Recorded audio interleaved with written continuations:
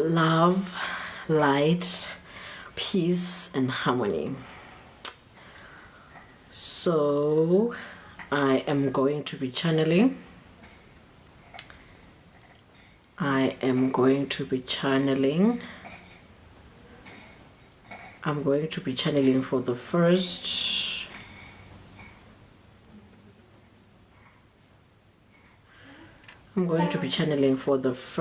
few.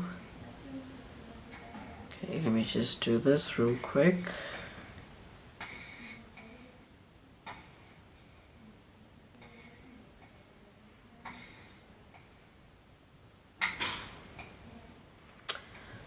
Grand rising.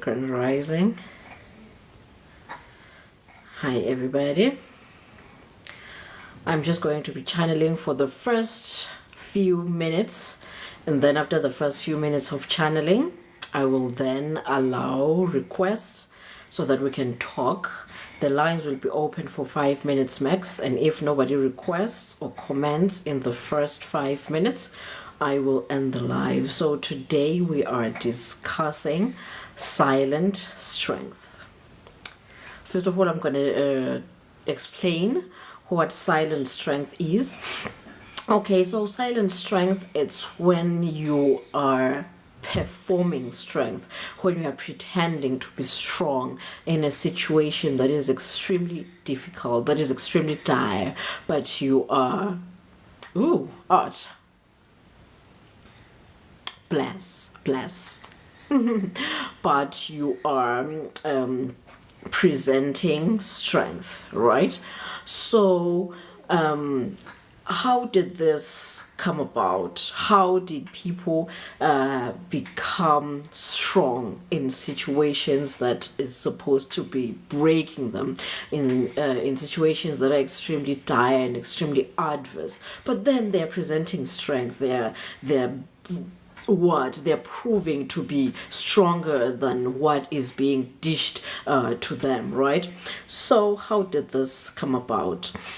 I normally say that most things, if not all things, in fact, anything that is affecting us in this era, in this society, it all began when humans moved from nomadism to being agricultural, when human beings started circling, fighting for land, collecting material wealth, capitalizing, ownership.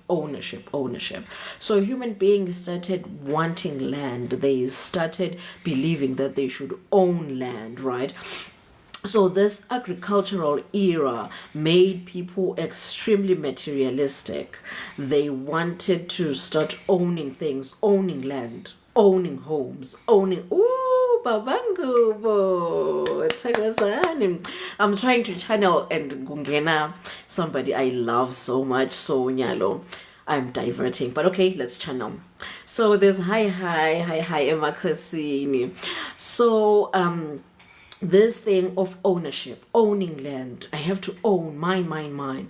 It started about 15,000 years ago, even more than 15,000 years ago. So imagine how old this thing is, how ancient this thing is.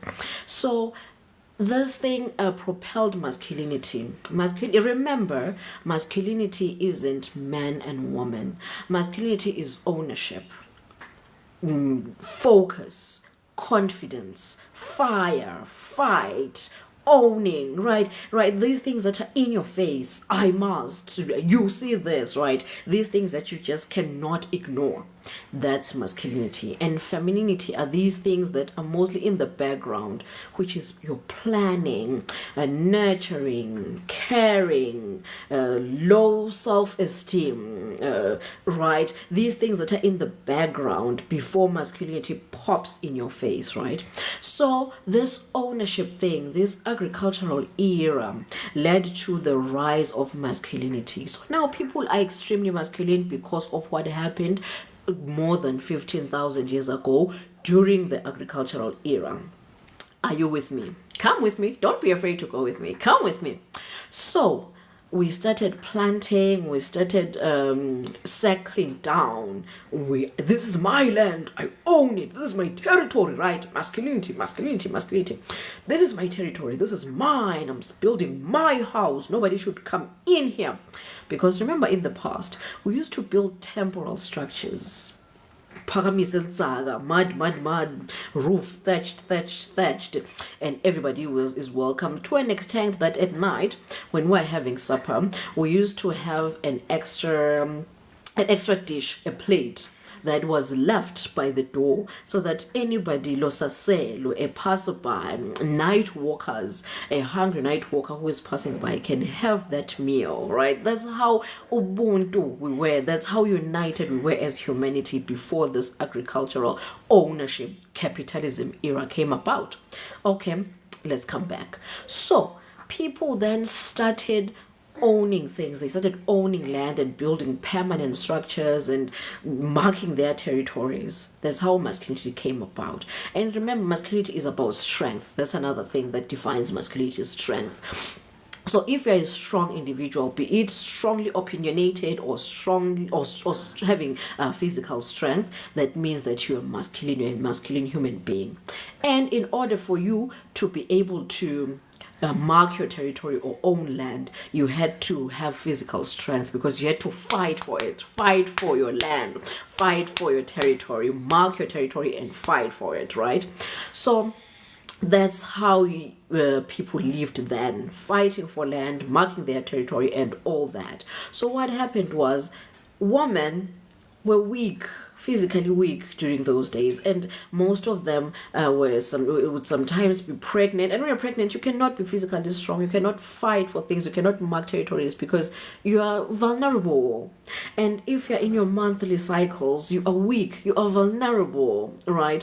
So women were truly the weakest link in that era, because they couldn't fight, they couldn't mark their territory, they couldn't be masculine, right? Because that era required you to be extremely masculine, just like I mentioned. So now men were winning because physically they were strong, they were able to mark their territory, and right, so this thing was favoring them. So what happened was, women were now forced to associate themselves with men, bow before men, plead with men to take them in so that they can be protected under their wing, right? So that's how mostly polygamy came about. That's how most of these things that we see today, patriarchy, politics, and male-dominated industries came about. Because 15,000 years ago, men were favored by the agricultural era, putting forward patriarchy, putting forward politics, religion, healthcare, and everything we see today was mostly initiated because of this agricultural era, because it was favoring men. Right. I'm still coming to how the silent strength came about.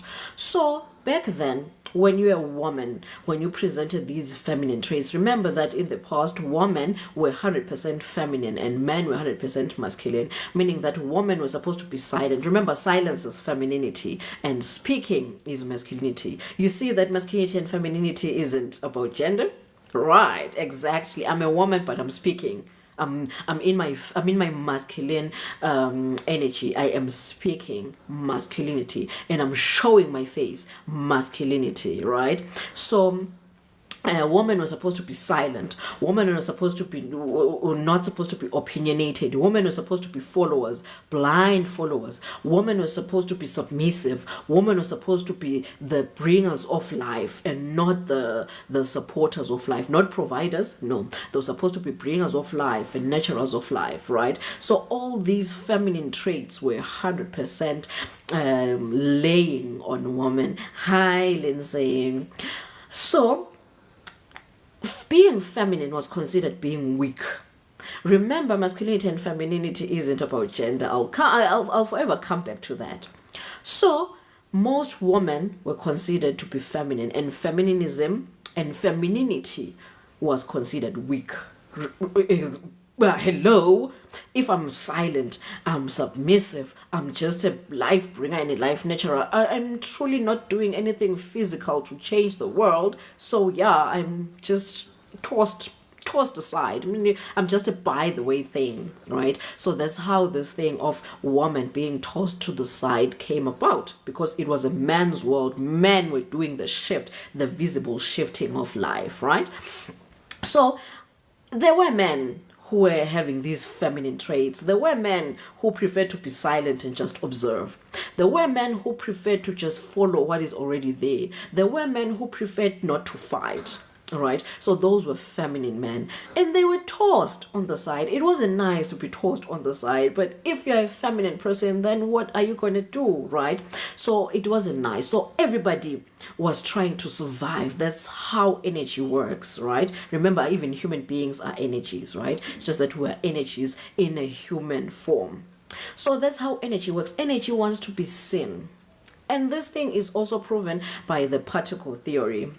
You know, when particles are not observed, they're just waves of possibilities. But when you look, then they become the solid structure. They act in a way that feels what perceivable to you, right? But when you look away, then again they go back to being waves of possibilities. Even human beings, likewise. Human beings love it when they are seen, when they are appreciated, when they are heard, right? They love it when that happens to them. So these men, seeing that they were being tossed aside, they then pretended, they masked, they performed masculinity. They pretended as if they were okay to fight. They pretended as if they were okay to speak, so that they will not be tossed to the side.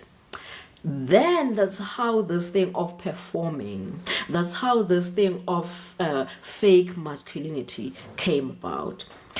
Again, what's our topic? The silent strength. It's performing, it's masking. You are acting in line with how you believe society will be able to assimilate you. You are acting in a way that you believe that society will I'll be palatable to society if I act like this. Even if it drains me, it's fine. As long as society sees me, as long as society hears me, as long as society accepts me, so that I cannot be erased, so that I cannot vanish. I have to act this way so that they will love me, so that they will see me, so they will appreciate me. I have to act this way. We then find ourselves going through these mental health issues, emotional health issues. People are literally committing suicide, and in their suicidal notes it's written, I'm sorry, I just had to. Because what happened? And we are left wondering that, but this person was happy yesterday. This person had everything. This person was well catered for. This person was well taken care of. What happened? Masking, the silent strength. And we are here to eliminate these things. We are here to eliminate what was constructed 15,000 plus years ago. It was working then because human beings were extremely materialistic. Human beings were territorial. We believed that if we fight enough, then we will win the world. But now we are saying that the world is not worth dying for, because at the end of the day, we're just here to carry out purposes.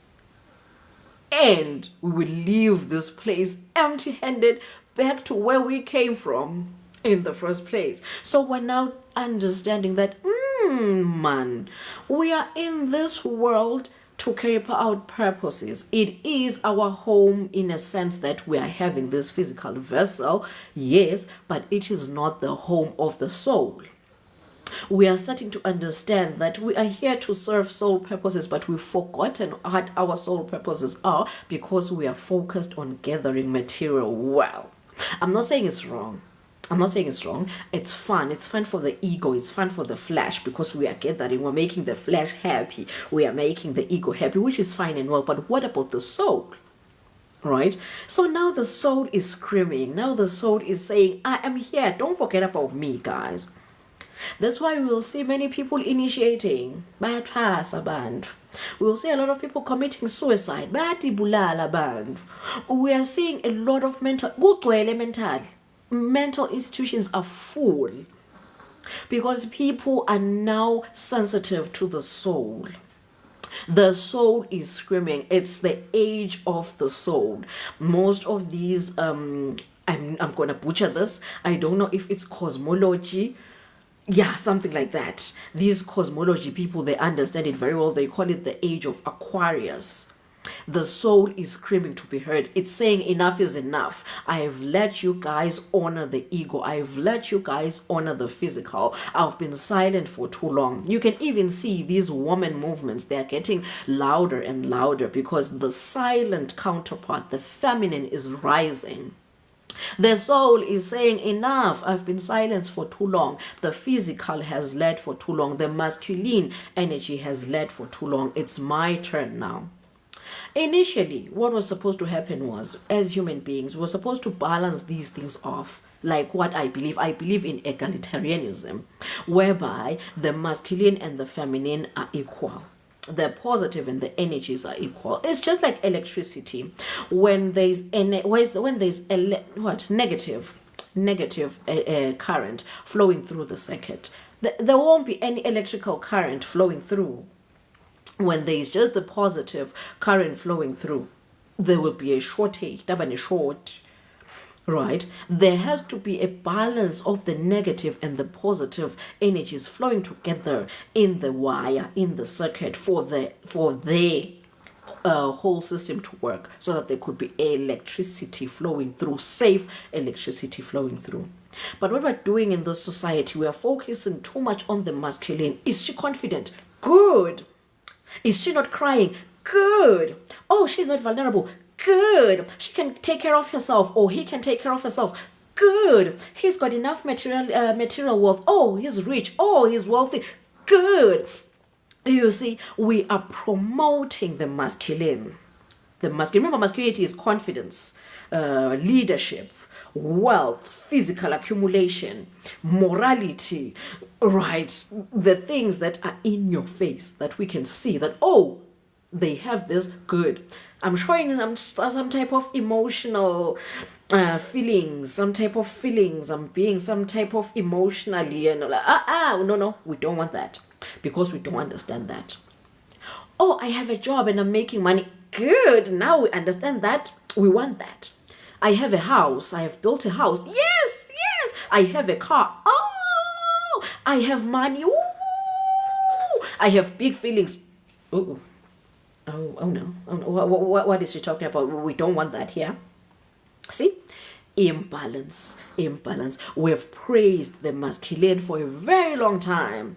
And now the feminine is saying, no, I've taken the backseat for far too long. I've waited for my turn. I thought that maybe you guys will be able to wake up early enough to equalize, but you're not equalizing. So now I'm saying it's my turn. If we're going to play it like this, if we're gonna praise the masculine, then it's time for me. It's time to praise the feminine now. I was okay with saying praise us together at the same time, but seemingly you can't do it. So no, I'm saying it's my time now. That's what the femininity is doing. That's what the soul is doing. That's why people are initiating so much. That's why people are going crazy so much. That's why the suicidal rates are spiking so much, because humans failed to balance off. And now the emotional aspect of life, the spiritual aspect of life is saying, I'm here now. See me. And people don't know how to handle that. They don't know how to sit with themselves and communicate with their internal selves. They don't know how to do that. So they feel like suicide is better. They feel like tripping is better. Right. So that's how this thing of silent strength came about. We praise masculinity too much. We praise strength too much, to an extent that human beings then mask, they perform, they pretend as if they are in line with societal standards and principles and morals, yet they don't. Especially nowadays, when the femininity has risen so high, people now understand that no, I need to take this route. I need to go inside myself. I need to remove the mask. I need to get off stage and stop the performance. People understand that. But then they don't know how to handle it. And since there's this initiation, what I call trend, let's call it a trend. Once a person sees somebody else doing something, they all follow each other. One person initiated, one person trusted, they're like, oh, so this is the way, let's all go. Human beings, they behave like a herd of sheep. That's how human beings behave. They just don't know how to handle this emotional uprise that is happening. This female, what is it called? Anima. I think it's anima. If I'm not butchering it, I think that's it. It's the emotional aspect, the emotional side of yourself. The feminine side of human beings is rising. It's saying, see me, see me. And human beings don't know how to handle that. And they feel like the best way to handle it is to trust. The best way to handle it is to initiate. The best way to handle it is to commit suicide. The best way to handle it is to just go mentally unstable. I'm not saying that it's a choice. Going mentally unstable is a choice. I'm just saying that you get to that point of being mentally unstable because you didn't sit with your emotional self enough to understand what it wants. Sometimes people don't want to sit. They just want to follow the trend. Oh, it's Twasa time. Maybe if I can go Twasa, I can silence the noise. No. What if you're not called to Twasa? What if you're called to listen to your inner man? Remove the mask. Remove the performance. Remove the fake persona. And listen to what your emotions are saying. Most of the times, we just need to heal wounds. We just need to go back home and find your grandmother's grave and maybe just speak on the grave and be like, okay, grandma, I don't know what is happening, but this and this and this, I'm feeling like this, and I don't know where to go from there. It's highly possible somebody will come to you. Maybe you're on your way home, you're in a taxi, you've caught a taxi or something, you're on your way home, and then the person just says to you, oh, I feel like telling you something. I feel like you should go home and take a bath with cow dung. Spirit doesn't talk to you through visions only. It can come to you through people. A person may come to you on your way home and be like, I feel like telling you this. Again, you have to be willing. You have to open up. Don't just go, you know what? I have these emotions. I have big emotions. So yeah, something should... No. Something will not happen until you open up. Sometimes you may feel like, okay, today if I can go and maybe dance in the rain, do it. You're not crazy. You're not crazy, but you will be crazy if you don't listen to that. You will be suicidal if you don't listen to that. Let's listen to our emotional states. We are in the age of femininity. The feminine is rising. Spirituality is rising. Spirituality is screaming. Femininity is screaming. It's saying, I have been buried for too long. So now I am not knocking. I am breaking down the doors. So if I break down the door, you better be ready. And if you're not ready, you will be suicidal. If you're not ready, you will go mentally unstable. That's why mental institutions are full these days, because people are going crazy because they don't know how to deal with their emotional state. They feel like, no, let me go and TASA. No, let me go into a mental institution. No, let me take mental medication. And again, I'm not saying that's wrong. It's a good coping mechanism, but till when? Until when? That's the question. Until when? Not unless you're okay living your life like that, then that's fine. But if you're not, talk to somebody. Do something. Like, just do something. Because spirit will never know that you're ready until you open up. So, I think I'm done channeling. Right now, I was just offering advice. Okay, now I am opening up. I'm opening up requests. I'm opening up requests. So if you want to say something, add from what I have said, or you feel like maybe you want to disagree, or I don't know, anything, now you are free to join. I have channeled. Now it's 13:45. At 13:50, I will cut the live. That's if nobody has joined, to either compliment what I've said, disagree with it, ask questions, or just to talk about anything. But if you need help, if you need assistance with tapping into your emotional state, maybe you don't know where you don't know anything about your lineage, you don't know anything about your ancestors' graves, or how to communicate with your spiritual selves, with your spiritual self, be it you don't believe in any religion and you don't know where to start, you can just WhatsApp that number and we'll figure it out together. I'm not saying that I'm perfect or anything. I'm just saying I've been through enough to understand how to assist. Right? So I feel like if you need support, or if you need a way forward or just a nudge or anything, just WhatsApp that number. And if you feel like you want to further analyze the topic, you can join, we can analyze it together. You can try to disagree with me, you can try to point out something, because I'm not saying that I'm a know-it-all. I'm just saying that I'm channeling this. I normally say that in a television set, in this channel something else is playing at 1 p.m. and at the same time on the same television in a different channel something else is playing. Two different channels, same TV set. Doesn't mean that this channel is right or wrong. It doesn't mean that the other is right or wrong. It just means that this channel is playing this kind of content, and this channel is in line, it's in a frequency in line with this kind of content. Same TV channel, same world, same earth, different opinions, different channels. So I'm just here to say, if you feel like you believe or you're channeling something different, we're here to hear it. This channel, Beacon of Light, is a place where everything is welcome and everyone is welcome. It's just that whatever you are listening, just take it with a grain of salt.